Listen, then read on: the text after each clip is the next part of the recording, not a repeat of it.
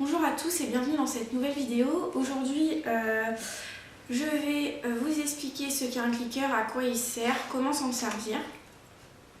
Donc tout d'abord, un clicker c'est quoi? Donc c'est un petit boîtier métallique avec une petite languette métallique en fait. Et quand on appuie dessus, ça émet toujours le même son, un petit clic. Et quand on se sert du clicker, ce clic va être le marqueur du comportement souhaité en fait. Quand on va cliquer, le chien va savoir que c'est ce qu'on attend et on va le récompenser. Donc il va chercher à déclencher ce clic. En fait, le clic va remplacer toutes les phrases du style oui, c'est bien mon chien. Quand on utilise le clicker, en fait, on n'a pas vraiment besoin de parler.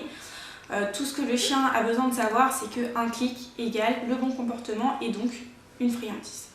Pour que le chien comprenne qu'un clic égale ce que l'on attend, ça va être très rapide. Vous commencez une séance d'entraînement normalement et en fait le chien quand vous allez cliquer, il aura le droit à une friandise. Donc il va très vite comprendre qu'il faut qu'il essaye de déclencher ce clic. Les avantages du clicker, c'est que ça émet un son bref. Du coup c'est plus précis. Puisque une phrase entière, pendant cette phrase, le chien il peut faire plein de choses différentes. Donc il va mettre plus de temps à comprendre qu'est-ce qui vraiment nous rend heureux dans toute cette phrase. Quel est le comportement vraiment qui déclenche ça? Alors que le clic, c'est simple, c'est pile au moment où on va cliquer. Il n'y a pas de risque de confusion pour le chien. L'autre avantage, c'est que c'est toujours le même son. Du coup, il n'y a pas possibilité que le chien s'embrouille, il a son repère, c'est toujours le même. Donc, les règles à respecter lorsqu'on utilise le clicker, c'est simple. En fait, il faut savoir qu'un clic égale toujours une friandise. Quoi qu'il arrive, lorsqu'on clique, on récompense. Même si on s'est trompé dans notre clic, c'est pas grave, on récompense. Il faut aussi choisir donc une récompense qui vaut le coup pour le chien. Donc la plupart du temps, c'est les friandises. Ça peut être le jeu aussi. Tout va dépendre du chien, de ce qu'il est. Ce qui est important aussi, c'est de cliquer au bon moment. Il faut vraiment cliquer au moment précis où le chien exécute le comportement qu'on souhaite. Parce que comme c'est un son bref et précis, nous aussi, il faut être précis dans notre timing. C'est important. Il faut aussi mettre le chien en situation de réussite. Il faut vraiment que le chien il exécute facilement ce qu'on lui demande, quitte à avoir des critères très bas au début et à augmenter progressivement nos critères. C'est vraiment important qu'il soit en situation de réussite pour pouvoir cliquer souvent et le récompenser souvent pour qu'il reste motivé. C'est ça qui va accélérer son apprentissage, sa motivation à essayer de répéter le bon comportement. Il ne faut pas non plus s'éparpiller durant une séance. Une séance, ça sert à apprendre tel tour à son chien de telle façon. Il faut donc préparer sa séance à l'avance pour savoir ce qu'on va faire durant cette séance et ne pas se mélanger. J'allais oublier, mais il faut aussi faire des séances de courte durée pour que le chien reste concentré pendant toute la séance. Si vous faites des séances trop longues, le chien va se déconcentrer, il va moins proposer les bons comportements, ça va être plus fouillis et donc vous allez cliquer moins, le démotiver. Donc voilà, il faut faire des séances de courte durée. Voilà un peu pour les règles du clicker à respecter. Donc après, en pratique, le clicker, on va l'utiliser dans 3 techniques différentes. Donc soit le leurre, soit le chapping, soit la capture. Donc le leurre, en fait, c'est un peu ce que je vous ai montré dans mes vidéos précédentes, comme le panté-mort, la marche enfantine et tout. Donc en fait, dans le leurre, on va guider le chien avec la friandise. En fait, le clicker va intervenir au moment où le chien exécute bien ce qu'on veut. Donc on va cliquer lorsqu'il a bien fait le panté-mort. Et on va le récompenser, puisqu'il faut toujours la récompense après. Donc si vous voulez en savoir un peu plus sur le leurre, n'hésitez pas à regarder mes autres vidéos, vous allez voir des exemples. Dans l'article sur les ordres de base aussi, j'explique plus en détail cette méthode. Donc, il y a aussi la capture. Donc la capture, ça consiste tout simplement à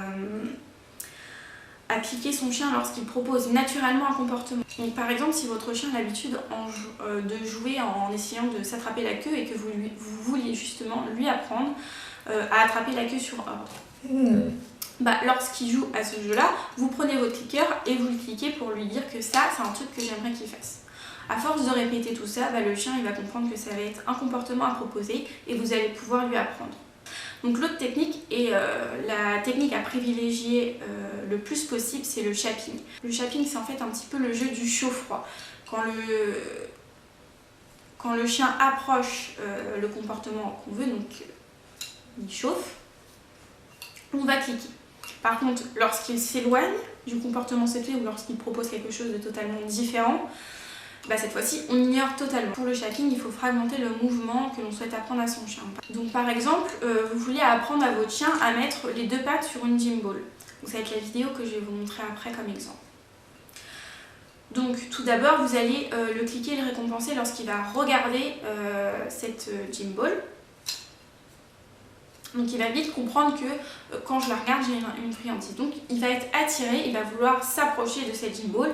Là c'est pareil, vous augmentez votre critère et vous cliquez lorsqu'il s'y approche. Une fois que le chien a compris qu'il fallait qu'il s'approche de la gym ball, que c'était la gym ball qui nous intéressait, vous allez demander de lui qu'il propose quelque chose de différent.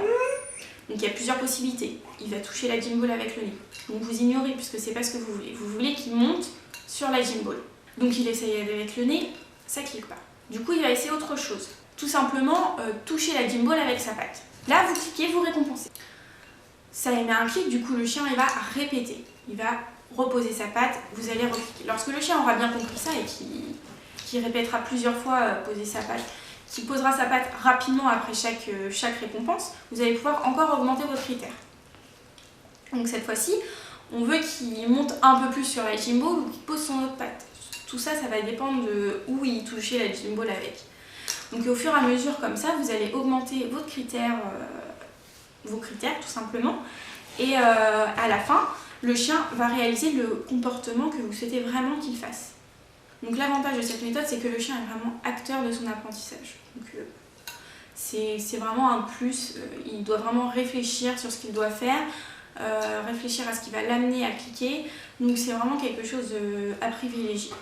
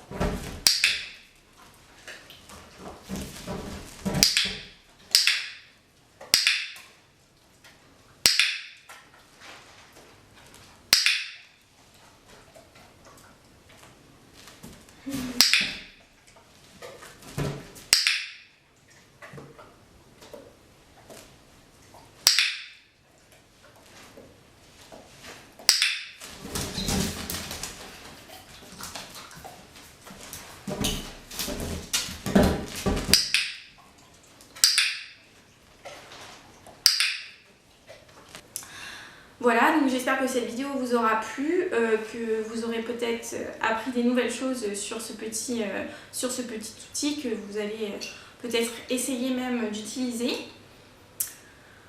Voilà, donc si vous avez bien aimé, je vous invite à mettre un petit pouce vers le haut, à vous abonner à ma chaîne.